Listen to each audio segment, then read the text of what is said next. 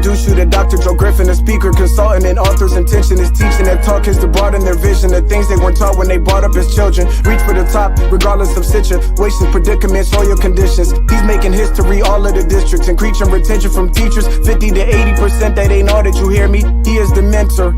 He paved the way with his tip methodology. Really, dream, be persistent, face fears, seek change, go out and go get it. This what you learning with Dr. Joe Griffin. With Dr. Joe Griffin, yeah. He says recognize trauma, push past the pain. If you got a problem, go look at his frame. Work your perspective and look at it change. Find a goal, set it in critical thing. Manage time, self-awareness. These are the few of the things he's trying to get you to do every day. Do every day.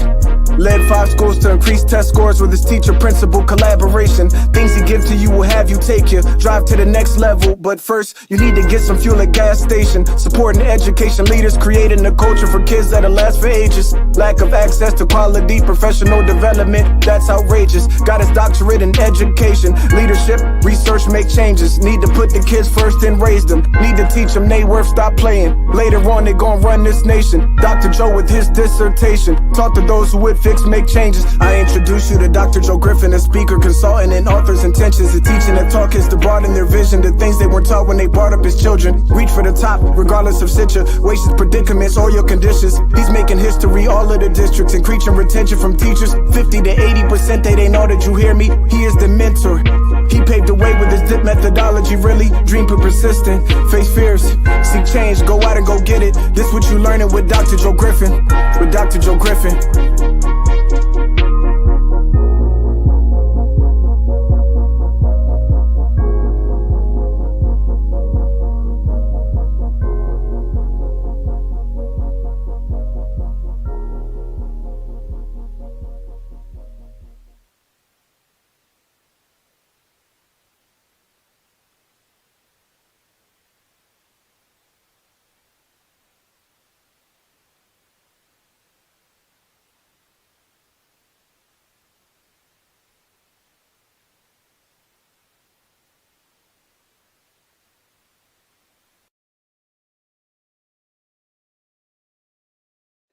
Great day, leaders. Great day. Welcome to the Speaking Life into You Leadership live stream. I am your host, Dr. Joe Griffin, where we talk leadership dynamics, personal and professional growth, educational trends, and provide solutions to help you with school improvement to create a culture of collaboration. Let's go. It is indeed another great day, you all. I'm so thankful and blessed to be here. I'm so thankful and blessed to be here, you all. It's a pleasure. Week 11, you all, we got a good one on tap. As you know, we provide value each and every week, you all. Today, we have a super guest, and I can't wait to introduce her in just a moment. First off, I want to definitely do our roll call. If you're in here, please let us know where you're calling in from, where you're streaming in from. That's important. Definitely want to shout you out. I want to see you. I want to hear you. And I definitely want to be a part of what you have going on today. You know, I was thinking a little bit, and as leaders and as educators, you got to realize sometimes that the answer's right there. The answer that you need, the solutions that you need, the answers to your problems sometimes are right there. And what made me come about this today was a real life situation. As you all know, I always try to equate everything I do as an instructional, as an educational leader, also to real life and real world situations. I think that's one of the things that made me very, very successful as a principal. But sometimes those answers are right there. After I came from service today, I prepared to go to the gymnasium. I love to go get in that sauna. That's one of the things that I do for self-care myself. And just so happens that's our topic today. But after I went to the gym, I couldn't find my keys. I was not able to find my keys. I looked everywhere throughout my car. I looked under the seat. I looked in the dashboard. I looked in the glove compartment. And I knew that the keys were in the car because, you know, these up-to-date cars, if you can't crank it up if the key isn't in the car. It's push start ignition. So I was able to still get the car started. And I was at the gym and I said, I can't get in. I can't get in. I can't figure out where my keys are. So I left them. I left it unlocked and I went into the gym and I came back. I looked again, still couldn't find the keys. I went to the other side from a different angle. You know how we like to get different perspectives. And I did not know that the keys, again, were right there. They were in the pants that I wore to church service. I had switched out clothes to go into the gym. But sometimes the answers that you need, they're right there, you all. They right there. And as educators, we just have to keep searching. We got to keep working till we find those little implementations, those strategies, those techniques, those initiatives that are going to push our teachers to the next level, which in turn will push our students to greater levels of success as well. Got to start with our affirmations, you all, with the topic being self-care. As you know, that's one of our priorities. That's one of the things that we have to do. We're going to empower educational communities. I prioritize my well-being as an educator, you all. Put it in the chat, say it to yourself, say it loud, whatever it is that you need to do. But it's important that we prioritize our emotional well-being. This is crucial to being the best educator that you could be. I resolve conflicts positively as an educator. Let me hear it. You all type it in the chat. All of it. I resolve conflicts positively as an educator. This is crucial. This is crucial to our well-being. And of course, I ask for help when I need it. I ask for help when I need it, you all. Let me hear you say, I ask for help when I need it. Put it in the chat, all of that. So, as we prepare for our professional development on this evening, again, I want to highlight our guest. I want to first off read her biography, and then I'm going to bring her to the stage and let her bless us with her presence. As you know, I'm all about collaboration. I model that each and every week for you all. As leaders, you got to be comfortable with what you bring to the table. You got to be willing to bring the best. You got to be willing to go out and bring talent in to help you empower your people. Miss Venola Mason, a dedicated educator and transformative leader, has been instrumental in driving student success. As the founder and president of AchieveIt Educational Services, she collaborates with educators nationwide to develop innovative strategies for enhancing student achievement and well-being. With a deep passion for school improvement, Venola specializes in strategic planning, leadership development, instructional excellence, culture and climate, and parental engagement. Her career journey began as a Teach for America Corps member and teacher in Atlanta Public Schools, where she witnessed firsthand the incredible potential of students. Under her guidance, students consistently achieved significant academic growth. Venola's commitment to professional development led her to TNTP, where she managed a program for K-12 teachers and played a pivotal role in launching Georgia's Alternative Teacher Certification Program. She subsequently served as the director of certification for Teach for America and created the Teacher Leadership Development Program, providing an alternative certification pathway for new teachers.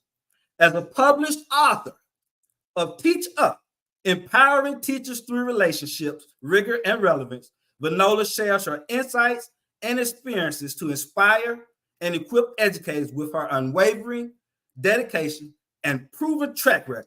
Venola continues to make a significant impact on the field of education. Let me bring Miss Venola Mason to the stage. Great day, Miss Mason. Good evening, Dr. Griffin. How are you? I am well. Thank you. Thank you for blessing us with your presence today on the Speaking Life in You Leadership live stream. We are excited to have you. We know that you're going to continue to add value to our viewers, those that are live, as well as those that come back and watch it on the replay. So we appreciate you very much for joining us. So as we get started, we want to definitely touch on a variety of areas today that are very critical, that are crucial, that are essential for our educators to be able to be put in positions where they can be successful. And success means that the students ultimately succeed as well.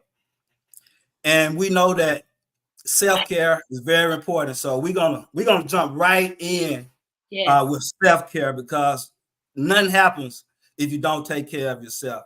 If you don't take care of your your illness, you will. If you don't take care of your wellness, you will have to deal with some type of illness. So I definitely want to touch on that. So with that being said, we know that relationships play a strong part in school culture. It's not only true among staff and students, but also with the family and community. So talk to us about how relationships impact teachers and their self-care or their wellness. Yes. So thank you. Such a good question. And like you said, it's very critical. And relationships are the key to everything that we experience and we encounter, because as human beings, we are relational creatures. And so in order for leaders to be effective with their teams, then they must create those strong and authentic relationships with their teams. And then in order for teachers to be successful with students, then they also have to build those strong and authentic relationships. And so, when we think about what folks can do to build those relationships and build that positive culture, I like to use a saying about, how we should become the positive police, right? All of us should find the inner positive police in us. And when we see folks doing great things, then we need to report it, right? So if you are a leader and you are, working with your team and you see team members doing great things, doing good work, report that in, shout that out. Because so many times, as leaders, we tend to always want to be growing and developing and getting to that next level. And so we're always looking at how can we fine tune things? How can we improve it? And, a lot of that comes with criticism or negative feedback to staff. But if we focus on being a positive police and, reporting out the great things that they're doing, then they'll be more highly motivated to give us more of what they have to offer. And the same thing is what happens with teachers and students. So many times, like I also have a third grade child myself. And, from the time that he was in kindergarten to now, I've had experiences with different teachers in a conference setting where they may say, Miss Mason, he's doing this and he's doing that. And I'm like, whoa.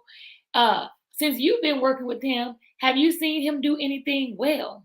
Do you have anything positive to say about my child? And when I stop them in their tracks, it's like, oh, they didn't really think about it. But as an educator, I'm not taken aback by that because I know the drill. And so I can, easily refocus the conversation so that they can then talk about these positive things. But, all parents don't have that background.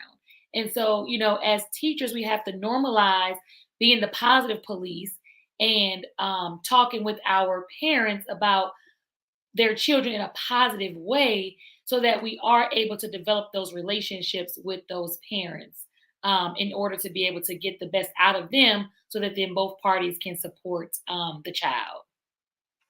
I love it. Positive police. I love that. I love that terminology.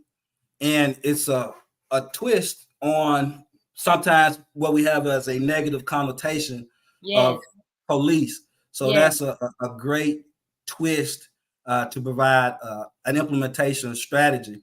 I know that some of the things that I would love to do and I used to do as a leader, kudos notes.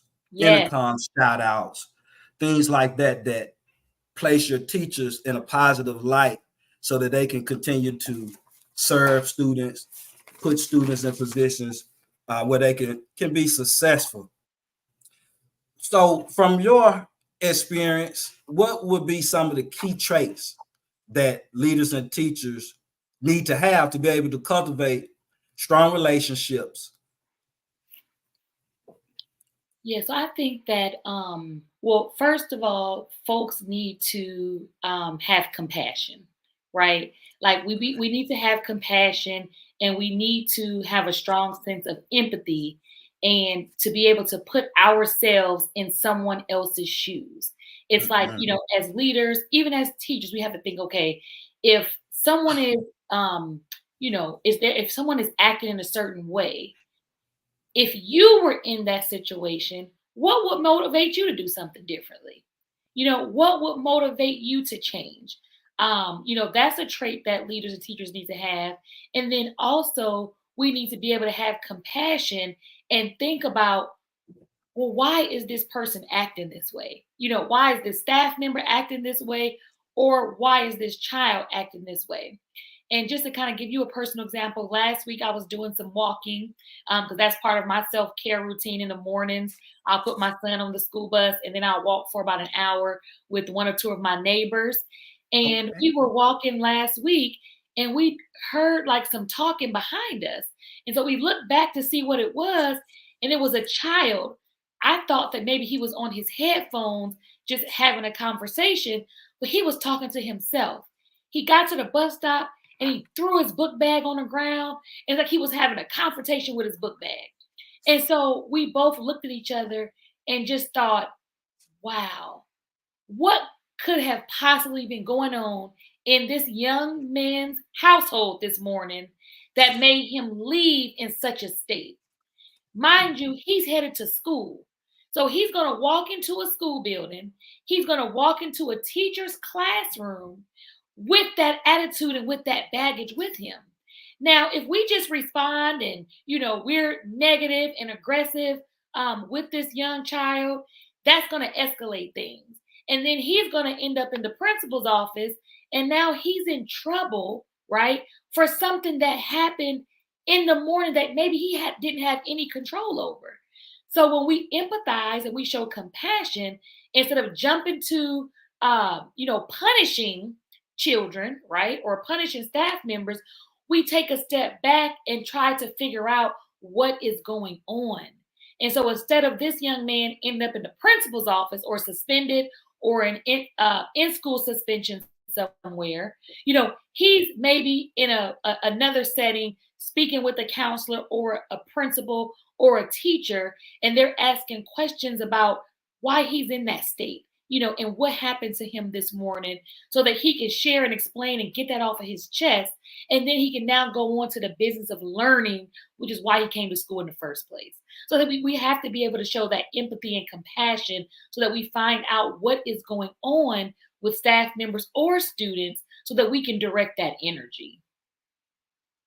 That's a great response. Compassion and empathy. You touched on quite a bit in that answer right there. And when I hear compassion, when I hear empathy, I automatically think about the SEL competencies, the social emotional learning competencies, self-awareness, self-management, social awareness, relationships, and responsible decision making. And I know how important they are in building those relationships, as well as allowing teachers and students to be able to have space for Yes. self-care. Yes.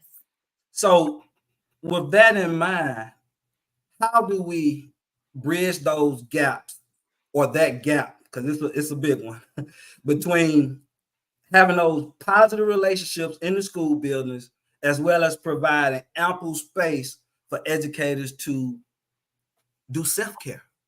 Yes. So, one framework that I created, and it is in my book, Teach Up, is called Pause and React. And when I developed this framework, I developed it with the teacher student relationship at the forefront of my thinking.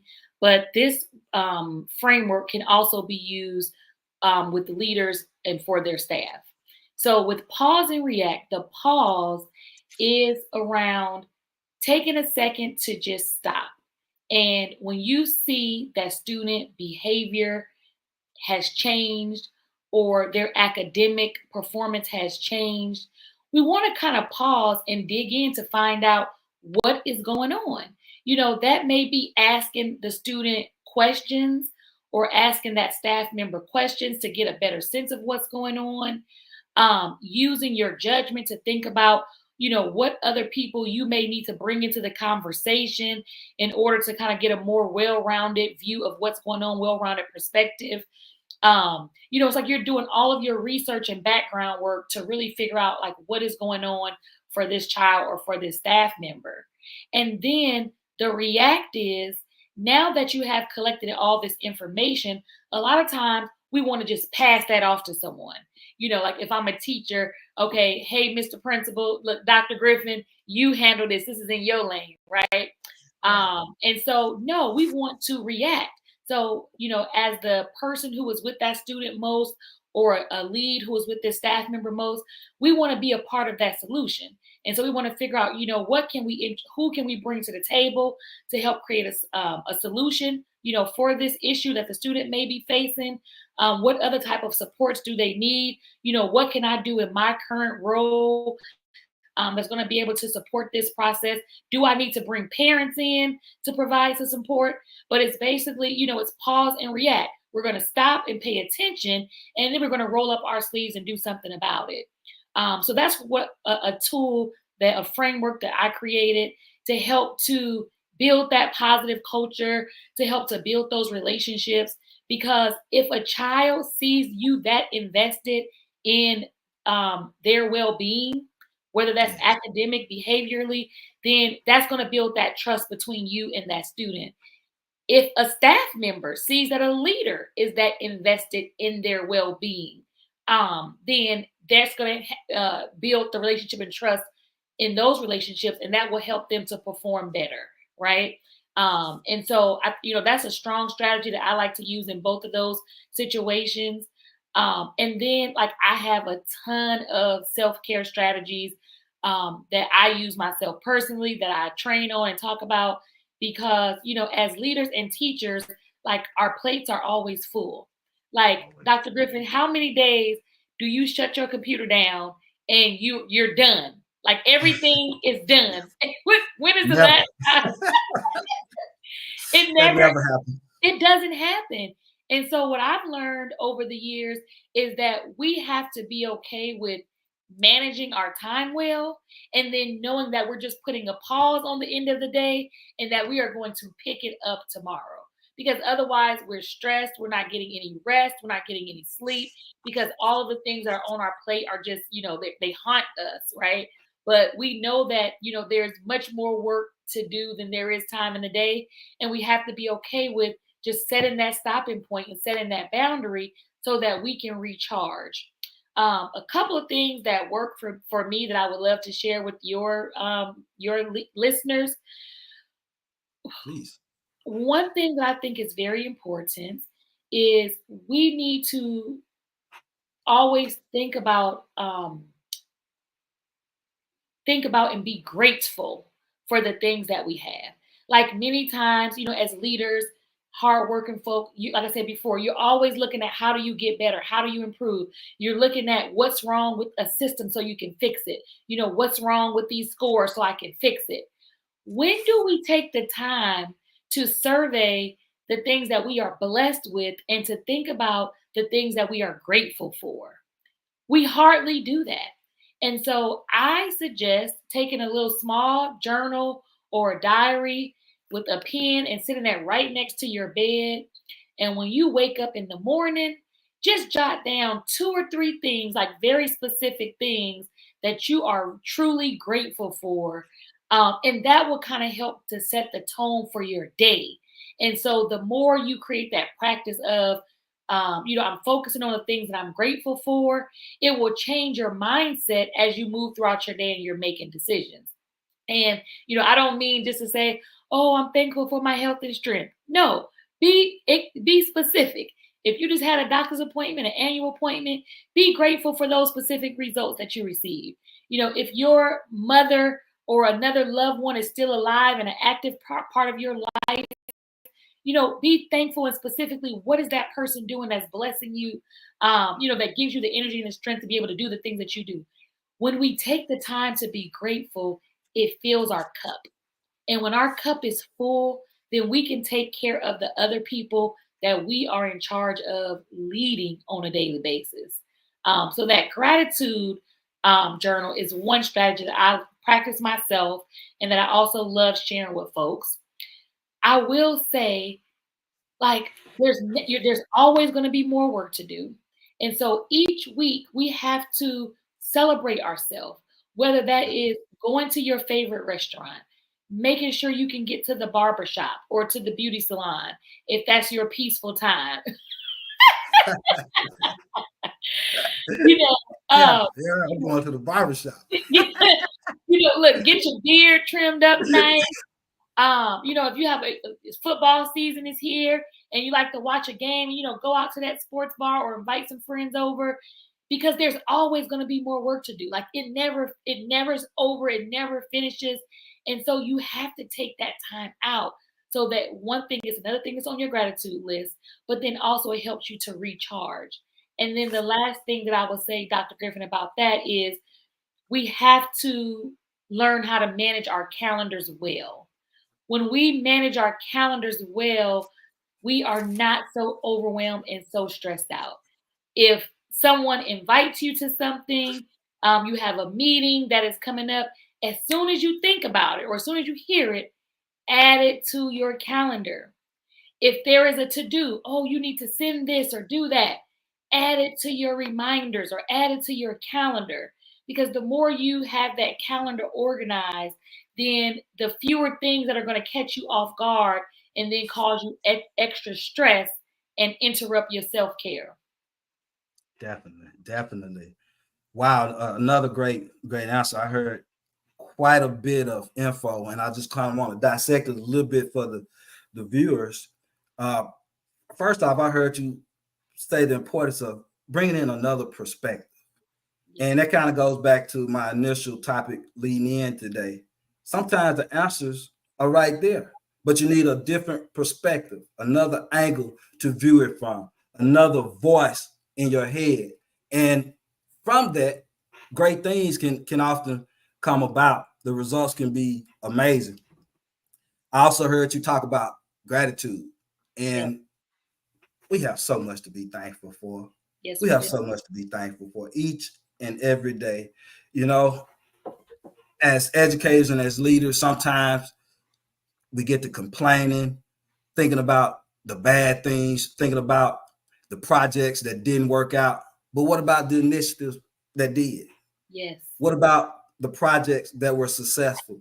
What about the kids that actually became proficient who were once minimal? What about that teacher who raised up their performance level and they came in not even knowing how to do their daily objectives? Yes. All of that is important. And I definitely also heard you say, take time for yourself. And that's one thing that even I have to remind myself, because sometimes I turn on and I don't want to turn off. You get motivated, but in opposition to that, when you take that time off, you come back re-energize and recharge. Just like you said, sometimes with new and improved ideas that push your other ideas to another level, because you had time to absorb them. That REM sleep has taken action. You have had opportunity to probably discuss with some of your colleagues. Maybe you've done some more research. And as we know, as leaders and as learners, the more we constantly put into ourselves, the better that output is definitely going to be. I definitely want to take time to shout out Lady Crystal Reddick for signing in from Rhode Island. If I'm not mistaken, Lady Reddick has been here every week. I definitely thank you. If you're in the room, definitely sign in. I see you guys are coming in and out, but please sign in. So, and just kind of moving right along with that. relationships, and self-care piece. How do we tie in the community? How do we tie in the community, parents, stakeholders, as far as with those relationships, and also a community sense of wellness? Because again, if we are collaborating, if we're trying to build a school community up, it can't be just the students, it can't be just the teachers, it can't be just the leaders. It has to also be inclusive of the parents and the community. So just kind of bridge that gap a little bit for us. Yes. So, and actually, I don't think I shared this with you, but I'm an active member of the PTA at my son's school. And so for Mhm. the past 2 years, I served as president. And this year, I am testing all of my good judgments and being serving as the treasurer, which has helped me to develop some much needed skills. But, I just know that that parent component to education is so important. And when you think about the best schools in this country, all of those schools have strong parental involvement. And I haven't seen a great school yet that did not have strong parental involvement. So we know that when parents are involved, the culture of the school increases. We know that academic achievement increases. And then we know that resources for the school increase as well. Um, Dr. Griffin, many of our parents, and it depends on where your school is, they didn't have good experiences in school. That's right. Many parents struggled in school. They may have had exceptionalities or they were just not great students. Um, many parents did not have good relationships with teachers. Many parents spent a lot of time in the principal's office. And so school is not a happy place for them. And so if we think as educators that all parents have had similar experiences to us and that school is their favorite place to be and they can't wait to get there every day, and that's not always the case. And so I think that as leaders and as teachers, we have to broaden our perspective of the experiences of these different parents. Like I was talking about earlier, put ourselves in their shoes. If I am one of these parents who may not have had a good experiences in school, what is it that the school could do to help me to feel like I am a welcome, part of that community, that I can be a contributing member of that community? And, one thing I would say is that, the school has to, solicit feedback and has to communicate well with the parent. Many times you'll talk to parents and they say, oh, I don't know what's going on at that school. So we have to ask ourselves, how are we communicating with them? Like, is the principal sending out a weekly, letter to parents, letting them know kind of what's coming up for the week, what to look forward to in terms of the schedule, in terms of maybe testing, in terms of what needs to be celebrated for that week? Are they getting communication from the school and their child's teacher, about, what's going on in the classroom? What types of things are they learning? How can parents reinforce these things that they're learning at home? I know my son's teacher this year, she's doing an amazing job.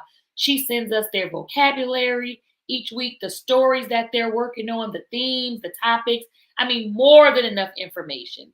So any parent who is showing interest, and wants to know what is going on in that school, it's just a no-brainer because that teacher is laying it out. And so those types of things start to build that community between, the parents and the schools. And then we have to also remember, parent schedules are pretty much the opposite of our schedules in a school building.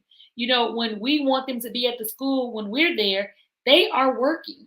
They're working hard trying to provide for their children. And so we have to offer programming and events and different things like that when they're available. Maybe we're doing something before school that they can get to before work. We're doing things in the evenings. We're even doing things on the weekends. We're doing things in person, but then also over Zoom or online so that parents can get access to it. I know for our first general PTA meeting that we had, instead of doing it in person and getting about 20, 30 people, we did it online. We got over 100 parents on that Zoom call, and that was record breaking. Like, we had never seen those numbers, and that level of high engagement out of parents. But, we listened to what was important to them, and how we could make this work better for them. And they responded by showing up. Definitely. That's all right. So we have touched on relationships, self-care, as well as some parental engagement traits. With that, we have to always tie back to instruction. And on our platform, we always have collaboration at the forefront, because we know that we can only do things at great levels with and through other people. So with that being said, how are we able to ensure that, while we ensure that teachers have opportunities to have self-care, that we have great working relationships, involve the community, but still keep our focus on the main thing, which is instruction, because we have to ensure that our students get what they need? Right. And you know what? You bring up a good point. I was just at um, in a district meeting. This was probably 2 weeks ago. And during that meeting, the superintendent was sharing all of these like initiatives from across the district. And one of the things that the superintendent shared was the student achievement data for that area of the district. And probably spent maybe, let's say, 5, 6 minutes on that, right? And then kind of move through the other buckets of the presentation. And I thought there was an opportunity there, because if that data was, the data showed that not many students were as proficient as they should be leading up to the standardized test. And so that student achievement, like you said, is at the core of why teachers and leaders even have jobs. Like, that is ultimately what we come to the school to do, is have an impact on that student achievement data. And so if that data does not look like what we need it to look like, and we see that our students are not achieving at those proficient levels, and they're not reading and doing math on grade level, then that should light up some urgency. And that should not be treated as just one thing, on our agenda, because we need to have more focus and more energy there. And, spend time with people that are in the community, parents, teachers, district level folks, helping everybody to understand that this may be where we are now, but this is where we're trying to go. And in this next year, we should be able to close these gaps by this much. Here are the strategies, here are the initiatives, here are the things that we're going to be doing across the board to help us to get there. And so we have to treat instruction, curriculum and instruction, and with more urgency as all of the other topics, because we won't need any shiny new buildings if we're not serving the purpose of educating our children. We won't need new buses to transport children if all of our children have left the district and went to private and charter schools because they're not getting their needs met in a public school. And so, we have to be able to share. And then even like with the community members, think about it. These are folks who are buying homes in certain areas. They have their businesses in these areas. They are highly invested in the success of the school, because we know that when you have good schools, that's going to drive more companies to that area. That's going to drive folks to want to buy homes in those areas.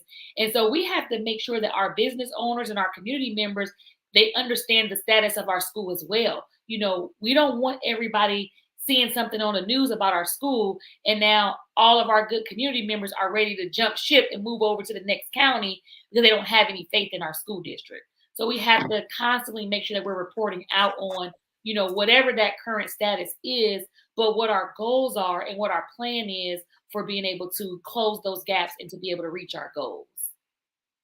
Thank you. Thank you. Definitely want to shout out Lucky Luciano signing in from Virginia. Thank you, Lucky. And also, with that, what I pulled from what you just said was ultimately setting up a school for sustainability, setting it up so that it runs for a while, that it becomes a situation where there's systemic collaboration, that it's on autopilot, that everyone knows what to do and how to do it. So I love where you went with that answer, because it ties everything together. As we keep mentioning, relationships, self-care, instruction, community involvement, none of those things would happen without a collaborative mindset. I talk every week about collaboration being intentional, not random, about collaboration being a mindset, not a strategy, about collaboration being a journey, not a one-time event, that we have to continue to put things in place to ensure that collaboration happens at high levels. That's the only way that we can have successful schools. I know that, and thinking back on it, that was the only way that I was able to transform schools, of course, with people. It wasn't me. It was the fact that we had team structures in place. We took input and listened to all of our stakeholders, our faculty members, as well as student leaders. We put students in leadership as well, so that everyone could have a piece of the pie and have a chance to live in that success that we were headed for.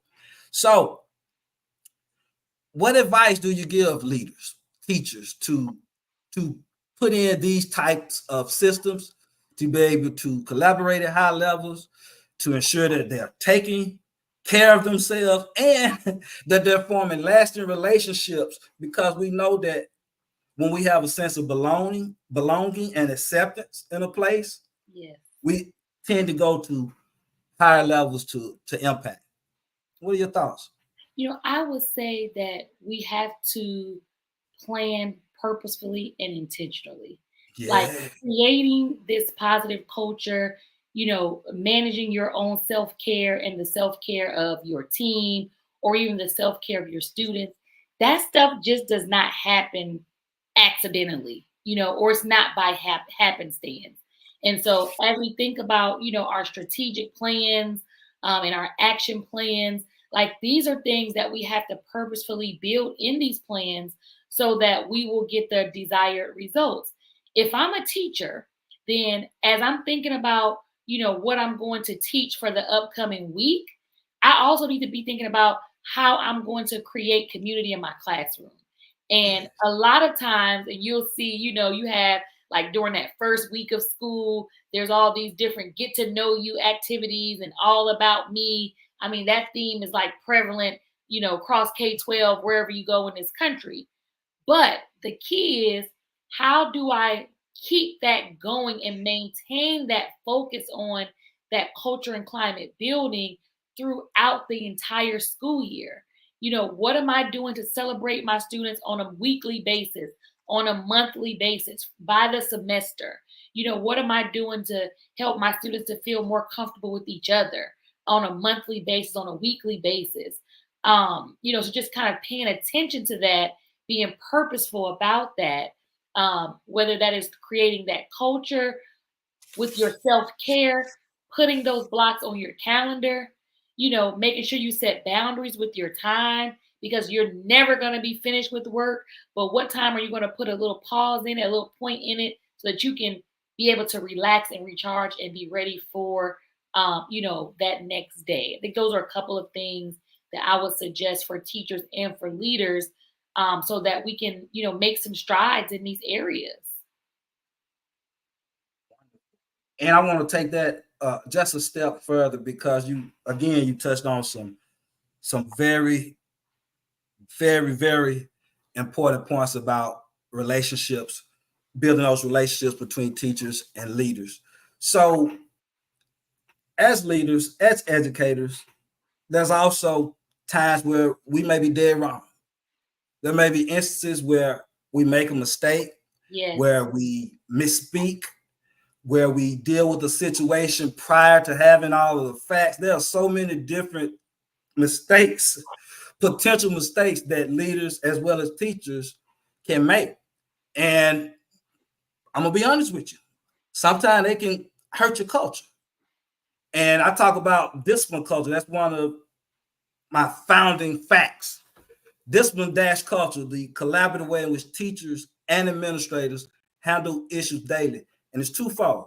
And how that affects the instructional practice that teachers are willing to use, because they might be able to use them, but that doesn't mean they're willing to use them. Mm-hmm. Because in a situation where they don't feel supported, where they don't feel valued, where their opinions don't matter, they're not gonna always give their very, very best. And one of the things I like to say, if we're not working with teachers on these issues, whether it's student to student, student to adult, or adult to adult issues, mm-hmm. what makes us think that they're gonna work with us on instructional practices?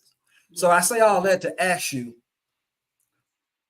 after you built up those relationships, we talked about how to build them up. We've given proven facts, solutions.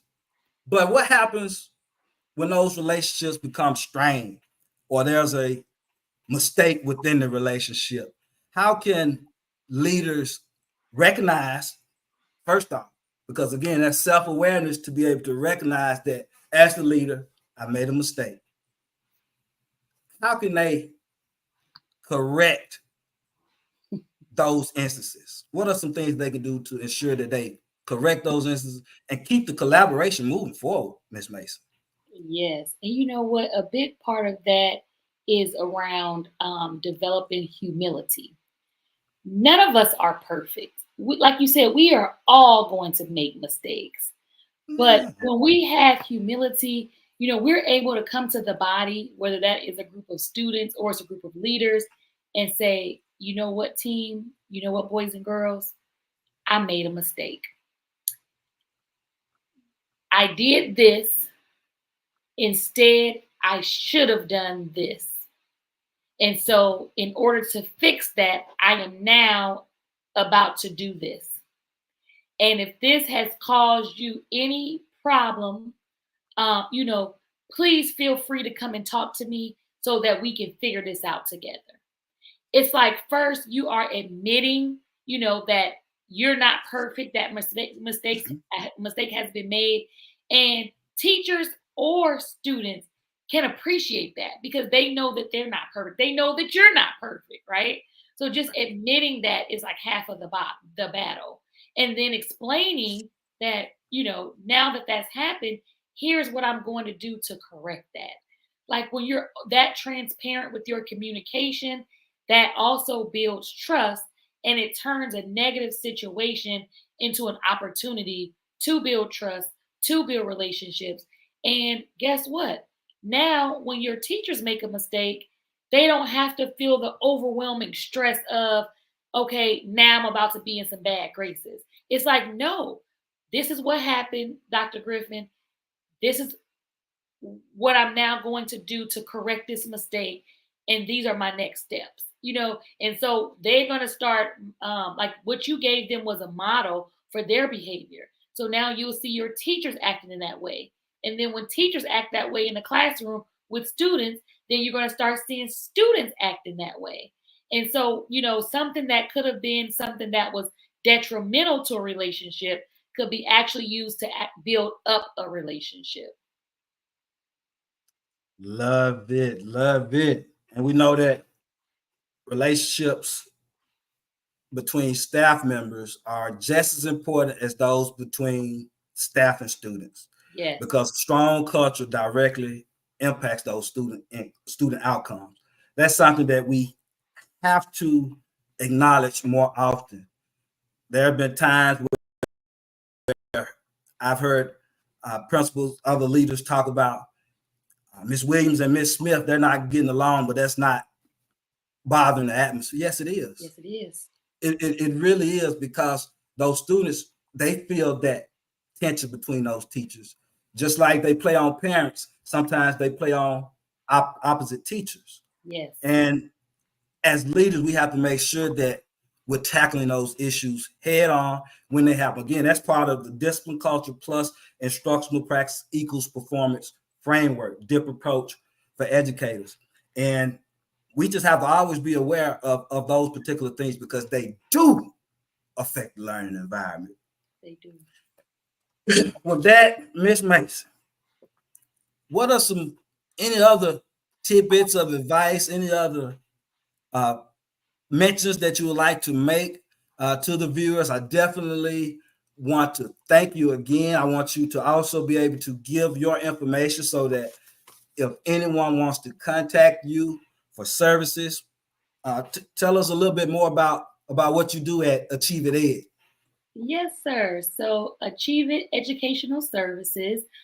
We are an educational consulting firm, and our work is around school improvement work.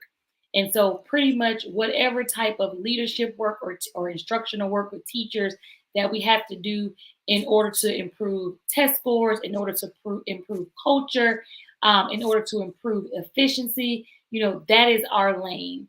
And so, some of my favorite type of work to do is with the development of school level leaders, our principals, because we know that once again, in every single strong school that you've been in, that you've been a part of or aware of, you have a strong building leader. And building leaders are under attack right now. Like the job is overwhelming. There's so many things that come at them, and we're losing them at a higher rate than we ever had.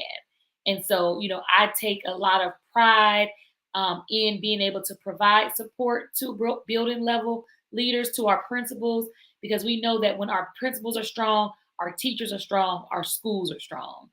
And then we also do a lot of work with, strategic planning with teams. Many times teams will fail or not reach their goals because they just have not planned well to do it. It's like they know what they want to do. They know that they're not there yet, but they haven't really taken out the time to think about, how do I get from point A to point B? And so we help those teams get from point A to point B so that they will be more successful. And then we do a lot of work with teachers. So helping teachers to create that positive culture in their classroom, to see themselves as leaders in that building. I get so tired of hearing teachers say, oh, that's above my pay grade, or that's outside of my function. It's like, no, it's not. You are a critical leader in that building because students spend the most time with you on a daily basis. And so just making sure that our teachers are as sharp as they can be so they can go out there and do the great work that we need them to do with our students. And if folks want to contact me, my email address is vmason@achieveit.com. And they can also find me on LinkedIn at Venola Mason. And if I'm not mistaken, you have a book? Yes, I do. So my book, actually, it's here. It's called Teach Up, Empowering Educators Through Relationships, Rigor, and Relevance. That book is based on 20 years of experience that I have in education, on my own experience working in a district, my experience supporting principals and teachers and other district leaders across the country. It's an easy read, but it provides some very practical strategies that teachers and leaders can implement immediately in order to make an impact on their school culture and climate, and also on instruction in their building or across their district.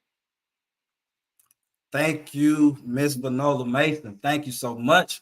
Thank you for joining us today and sharing your expertise. We know that relationships, they're at the core of everything we do as educators, and you have given us a whole lot to think about today. Many implementable strategies, immediately implementable strategies that we've discussed. Definitely thank you for that. And we know that building relationships, it takes time. Yes. So again, it has to be continual. It has to be something that you're working at. It has to be a mindset. It has to be something that is always at the forefront of what we do as educators and as leaders. And I definitely want to, as we prepare to close out, I want to make sure that I ask you to make sure that you get Empowering Educational Communities, a guide for teacher principal collaboration. It is the new book, so please make sure you get it. It goes right along with all of the other works. Again, we have the instructional, cultural, as well as organizational framework. Please, if you have not gotten the DIP approach for educator success manual, you need this book. It goes right along with the collaboration book, the strategies, as well as the mindset and the professional development. This comes with the professional development for each chapter. I showed you last week the framework for 3 cents leadership empowerment. A lot of that is in the book and it goes in depth. So again, make sure you get that. I can't forget these. Sometimes I forget to mention these, but I got to make sure I talk about my SEL books because today has been an SEL based show, especially, but the DIP approach for student and adult success, a curriculum, a SEL curriculum, a guide for life. You need this, you are adults and students. It goes again right along with discipline culture plus instruction practice equals performance and the guidebook. You've got the curriculum here, and then you got the reader here. So please make sure you get those. And of course, integration of the arts as therapy. Can't forget those, my poem books, especially with it being a self-care show. If you haven't gotten the Spirit, Heart, and Soul collection, it's a 3-book collection. Dream Season, motivational poems for the Spirit, Heart, and Soul, Home of the Blues poems for the Spirit, Heart, and Soul, and Christian poetry for the Spirit, Heart, and Soul. Again, all of them are directly aligned with what we do as educators and what we do in real life every single day as normal people. So again, I thank everyone for coming out today. Add that cover to you just so you can see. Again, it's endorsed by international leaders, Dr. Pedro Nogueira on California, USC Dean, and then Principal Baruti Kafele, stationed in New Jersey, but they are all over the world, just like I am. So we appreciate everything, you all. Thank you for coming out. Thank you for being with us today. I want to, again, before we leave, acknowledge the hurricane victims. My son is in Florida, but he's okay, so I'm thankful for that. Prayerful for all of the other people who are facing the storm or who have hopefully gotten out of the eye of the storm as well. Breast Cancer Awareness Month. You see the emblem in the upper corner, but it's also Domestic Violence Month. And I do have on a little hint of purple today as well, because those are very crucial months, and we need to be aware of breast cancer as well as domestic violence. And you all, if you want to contact me, here's my information as well. I am available. I will definitely be where we need to be to make the impact that you need. Again, sometimes the answers are right there in front of you. You just have to be willing to dig around in your pockets. And if you didn't catch that, make sure you go back to the intro and it'll tie everything all together. Again, that is our show for today. Thank you all for coming out. Always be motivated. Continue to inspire. Dr. Joe signing off. Always speaking and writing life into you. Have a blessed day. Thank you all for joining. I'll talk with you in a second. Yeah,